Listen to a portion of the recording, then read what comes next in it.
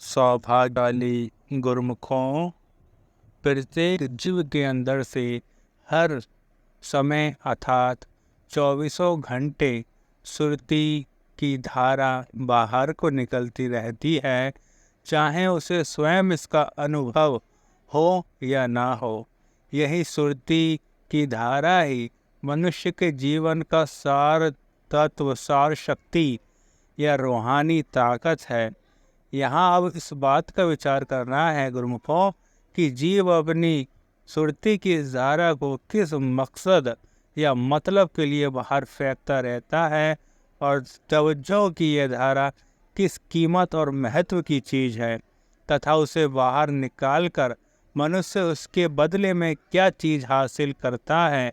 जिस प्रकार किसी बेसमझ यानी परख ना रखने वाले मनुष्य को करोड़ों रुपए के मूल्य का हीरा मिल जाए और वह उसके बदले में साग सब्जियों का ढेर खरीद लाए और इस बात पर खुश हो कि वह जरा से हीरे के बदले ढेर सी चीज़ ले आया है, इसी प्रकार साधारण मनुष्य बेहद कीमती चीज़ तवज्जो की धारा को खर्च करके उसके बदले में व्यर्थ और निकम्मी मायावी वस्तु खरीद करने में दिन रात लगा हुआ है। ये तो एक प्रकार से मिसाल देने के लिए कहा गया है गुरुमुखों, नहीं तो करोड़ों रुपए तो क्या, तमाम दुनिया की दौलत भी सुरती की धारा की कीमत और महत्व के मुकाबले में तुच्छ से तुच्छ है। ज्यों ज्यों मनुष्य की सुरती की धारा मायावी पदार्थों में लगती जाती है और उनमें रुचि लेकर काम करती व फंसती जाती है, त्यों त्यों ही ये जीव बेहद घाटे का सौदा कर रहा है। गुरुमुखों, जीव समझता है कि मैं संसार में अच्छे अच्छे और कीमती पदार्थ जमा कर रहा हूँ और इस बात पर खुश हूँ कि वह नफ़ा कमा रहा है, मगर ये सब धोखा है गुरुमुखों। सुरती की धारा की कीमत और उसके महत्व को कोई विरला विचारवान गुरुमुख और संत सद्गुरु का सच्चा सेवक ही जान सकता है। दुनियावी व्यापार या लेन देन में हर एक रुपया के बदले में पूरी पूरी 16 आने की चीज़ ली जाती है और रुपये की पूरी कीमत से रत्ती भर कम लेना भी कोई काबूल नहीं करता। इसी प्रकार यही समझना चाहिए कि जिस बहुमूल्य शक्ति सुरती की धारा को खर्च किया जा रहा है, उसके बदले में जो चीज़ खरीद की जाती है, क्या वह भी उसी मूल्य और महत्व की है? गुरुमुखों, संत सद्गुरु ही जीवों को इस धोखे और गुमराही से छुड़ाकर असलियत का पारखू बनाना चाहते हैं, ताकि ये जीव माया और रूहानियत को रूहानियत समझे। भाव यह है कि संत सद्गुरु की तवज्जो और गुरुमुखों, तवज्जो का रुख जो माया की तरफ झुका हुआ है, उसे वहाँ से हटाकर वह अपनी रूहानी शब्द में लगाते हैं और उनका ये काम गाड़ी का कांटा बदल देने की तरह है। जिस तरह एक लाइन या पटरी पर चलती हुई गाड़ी का कांटा बदल दिया जाता है, वही गाड़ी दूसरी लाइन पर आ जाती है और जहाँ दोनों लाइनों का संगम है या जहाँ से कांटा बदल दिया जाता है, वहाँ से देखने में तो दोनों लाइनों में कोई खास अंतर या दूरी प्रतीत नहीं होती, लेकिन आगे चलकर मालूम पड़ता है कि दोनों लाइनों की मंजिलों में किस कदर सैकड़ों मीलों की दूरी हो गई है। संत सद्गुरु का रूहानी शब्द ही जीव की असली और निजी चीज़ है और इसी के साथ ही जीव का सच्चा नाता या संबंध है। संत सद्गुरु इसलिए जीवों का रुख माया से हटाकर रूहानी शब्द और मालिक की भक्ति के साथ जोड़ते हैं कि ये जीव अपनी असली और निजी चीज़ का ही लगाव दिल में रखे। संत सद्गुरु के परम पावन उपदेश और मालिक की सुख स्वरूप भक्ति में सभी योग, साधन, नियम, धर्म इत्यादि अपने आप आ जाते हैं। इसलिए जिसके दिल में संत सद्गुरु की भक्ति और उनका ध्यान आ गया, उसके सभी साधन सिद्ध हो गए। संत सद्गुरु तुम यही चाहते हैं कि तुम अपने मन से भक्ति के प्रतिकूल भाव और संस्कारों को बाहर निकाल दो। जब तुम इस पर अपने अंदर की सफाई में लग जाते हो, तो यही सबसे बड़ा योग, साधन और सच्चा रूहानी का कर्म है। इस विशेष समय और ख़ास मौके के अंदर अर्थात मानुष जन्म को पाकर भी यदि संत सद्गुरु के वचन उपदेश को न माना गया, तो फिर ये जीव कब और किस प्रकार मायावी बंधनों से मुक्त हो सकेगा। जीव के द्वारा किया हुआ उसका एक एक पल का कर्म भी संस्कार बन जा रहा है और अंत में यही संस्कार एकत्र हो जाने पर जीवन की पूंजी बन जाते हैं। इसलिए जीव को सोच समझकर प्रत्येक कर्म करना चाहिए। जिस माया का मुकाबला करने के लिए तुम्हें तैयार किया जा रहा है उसका विस्तार भी बहुत भारी है। नोलन जयकारा। सौभाग्यशाली गुरुमुखों, जिस माया का मुकाबला करने के लिए तुम्हें तैयार किया जा रहा है उसका विस्तार भी बहुत भारी है। वह कई प्रकार के रंग ढंग रचाकर और स्वांग बदल बदल कर जीवों को भरमाती है। इसलिए उसमें काफ़ी होशियार और खबरदार रहने की ज़रूरत होगी। वह भाव, मान, अपमान, स्तुति, निंदा, सुख दुख, रंज, राहत वगैरह उसकी कई अनेकों सूरतें हैं।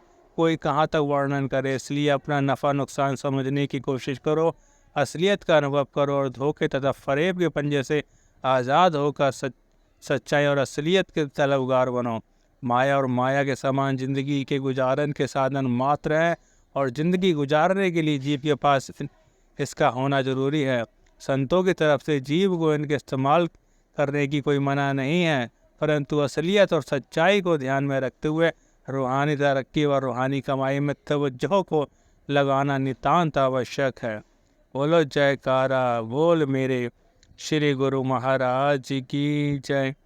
बोलो श्री आनंदपुर वासी भगवान की जय। सौभाग्यशाली गुरुमुखों, हर एक इंसान के मन में हमेशा और हर वक्त ख्यालों की धारा या लहरें उठा करती हैं।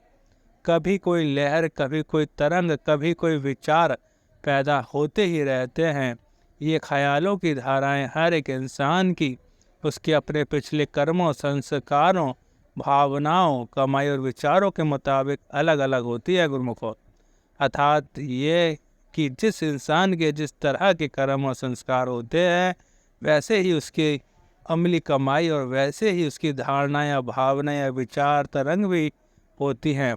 अतएव उसी के मुताबिक व मुहाफिकत रखने वाले ख्यालों की लहरें ही उसके मन में हमेशा उभरती हैं।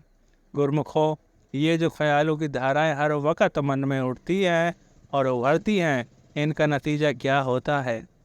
यही कि उन्हीं ख्यालों के मुताबिक इंसान के अंदर में ताकत पैदा होती जाती है।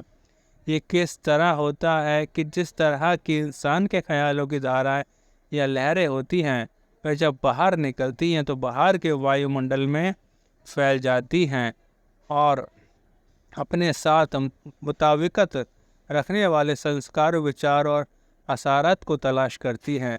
जहाँ कहीं उनको अपने मुताबिक ख्याल और संस्कार मिल जाते हैं वहाँ से उनके असर को ग्रहण करके अपने साथ खींच लाती है।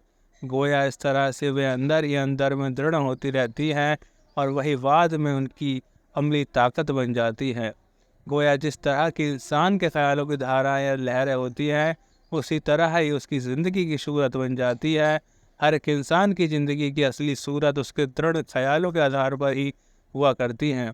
दुनिया में कुदरत की जितनी भी रचना नज़र आती है गुरुमुखों, उनमें से हर एक किसी न किसी ख्याल की सकल सूरत है और जिस कदर भी योनियाँ हैं ये भी सब एक न एक ख्याल की अपनी तस्वीरें हैं। जिस इंसान की जो कुछ भी मौजूदा हालत आ जाए वे उसके अपने ही किए हुए दृढ़ विचार और संस्कारों का नतीजा है। अर्थात दुनिया में जो कोई भी इंसान हर वक्त मौजूद सूरत में सुखी या दुखी, अमीर या गरीब, बलवान या निर्बल, नेक मिजाज या बुराई पसंद, जिंदा दिल है या मुराद सूरत, या जो कुछ भी वह नज़र आता है उसकी ये हालत कैसे बनी।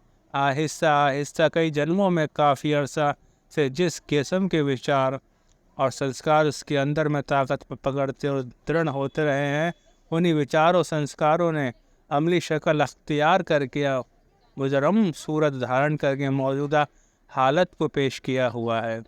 अब ज़रा गौर करके और दुनिया की आम हालत पर नज़र डालकर आम जीवों की हालत का अंदाज़ा कीजिए कि उनके अंदर में किस किस्म के ख्याल दिन रात दृढ़ होकर ताकत हासिल करते होंगे। क्योंकि एक कुदरती असूल है गुरुमुखों कि दुनिया में कोई भी इंसान बगैर किसी मकसद या सहारे के तो कोई भी काम नहीं करता। तो उसके हर एक काम के पीछे ज़रूर कोई ना कोई मकसद रहता है। तो फिर सोचा जाए कि इस लिहाज से आम इंसान की ज़िंदगी की कार्रवाई में मकसद या आधार क्या है। क्योंकि जिस किस्म का मकसद कायम किया हुआ है गुरुमुखों, जिंदगी की अमली कार्यवाही और ख्यालों की धारा तरंगों की सूरत भी उसी किस्म की होगी। जरा सोच विचार करके देखो गुरमुखों कि इंसान का अपना मन जो विचारों की धारा बाहर फेंकता रहता है वह क्या है। गौर करने से मालूम होगा कि अपना मन माया के मसाले से बना हुआ है और इसके कुल विचारों की धारा माया के दायरे के अंदर काम करती है।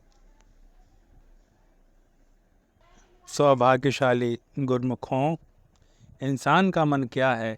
जिस तरह की पहले ऊपर कहा गया है कि गुजरे हुए अनेक जन्मों में जो जो संस्कार, विचार और कर्म जीव ने जमा किए होते हैं, उन्हीं संस्कार और कर्मों के आधार पर बने हुए और दृढ़ हुए अच्छे बुरे ख्यालों के ढेर का नाम ही मन है। इसके सिवाय मन की और कोई सूरत नहीं है। यह महज जीव के अपने ही ख्यालों का पुलंदा या गठरी है। यह मन चूँकि जन्म जन्म से माया ही के व्यवहार और संगत के तथा माया के अधीन होकर ही काम करता रहा है, इसलिए उसमें काफ़ी वक़्त से मायावी ताकत दृढ़ हो चुकी है। इसलिए ही उसको माया के मसाला से बनाया हुआ है और उसकी कुल विचार धारा का प्रवाह माया ही के दायरे के अंदर है, क्योंकि काफ़ी अरसों से मायावी ताकतों के अधीन रहकर माया रूप हो चुका है। अब चूँकि मन की जितनी कार्यवाही अर्थात उसकी विचारधारा का जो बहाव या रुख है वह समूल ही माया के दायरे के अंदर है। मन की सारी कार्यवाही का नतीजा ये होता है कि रूह पर दिन प्रतिदिन मायावी गिलाफ और ज़्यादा चढ़ते जाते हैं। पहले ही कई जन्मों के संस्कारों के जमा हुए असर से रूह पर मायावी गिलाफ काफ़ी चढ़ चुके हुए थे, जिनके कारण उसकी असली ताकत और रोशनी दब चुकी है। अब दिन प्रतिदिन और भी मायावी गिलाफ चढ़ते जाने से जिनसे तरक्की या मुहैया ज्ञान और ज़्यादा तरक्की पकड़ते जाते हैं और उससे रूह दुखी होती है। गोया जितनी जितनी ख्यालों की धाराएँ या लहरें माया के दायरे के अंदर ज़्यादा काम करती हैं, उसी के कदर रूह ज़्यादा दुखी होती है। तब क्या इंसान दुखी होने के लिए ही विचारों की धाराओं को इस तरह फैलाता है? इसका उत्तर ये है कि नहीं। इंसान दुखी होने के लिए तो अपने ख्यालों की धारा को नहीं फैलाता, बल्कि उसकी ख्वाहिश तो सुख का हासिल करने की है। लेकिन अपने ख्याल का जो मकसद और आदर्श उसने बनाया हुआ है वह माया की चाह और ख्वाहिश का है। माया की चाह और ख्वाहिश तो दुखों और बंधनों को देने वाली है। जिस मकसद को उसने सुख की ख्वाहिश से नज़र के सामने रखा हुआ है वह माया की चाह और ख्वाहिश ही दुख और बंधन देने वाली है। जब ख्वाहिश माया ही की है तब वो माया तो अपना फल देगी ही। मायावी ख्यालों का फल तो यही दुख और बंधन ही है, इसलिए वह मिलेगा भी। सत्पुरुषों का वचन है, मेरी मेरी धारी बंधनी वदिया, नरकी सुर्गी अवतार मैया ददिया। गुरुमुख उसका अर्थ है, मेरी मेरी की चाह को धारण करने से ही जीव बंधन में बांधा जाता है और मेरी मेरी के कारण ही वह बार बार भले और बुरे कर्मों या संस्कारों के नतीजा के तौर पर स्वर्ग और नरकों के चक्कर काटता फिरता है और इसी माया के धंधे या व्यवहार में ही बार बार फिरता रहता है। इस प्रकार जन्म मरण से आज़ाद और मुक्त नहीं हो सकता। प्रेम सहित मिलकर बोलो जयकारा, बोल मेरे श्री गुरु महाराज की जय। तो सौभाग्यशाली गुरुमुखों, श्री गुरु महाराज जी ने जो 5 नियम बता दिए हैं, 5 नियम रतन बख्श दिए हैं, उनका श्रद्धा सहित पालन करें और श्री गुरु महाराज जी के सचखंड लोक में हम सब पहुंच जाएं। प्रेम सहित मिलकर बोलो जयकारा, बोल मेरे श्री गुरु महाराज जी की जय। श्री आनंदपुर वासी भगवान की जय।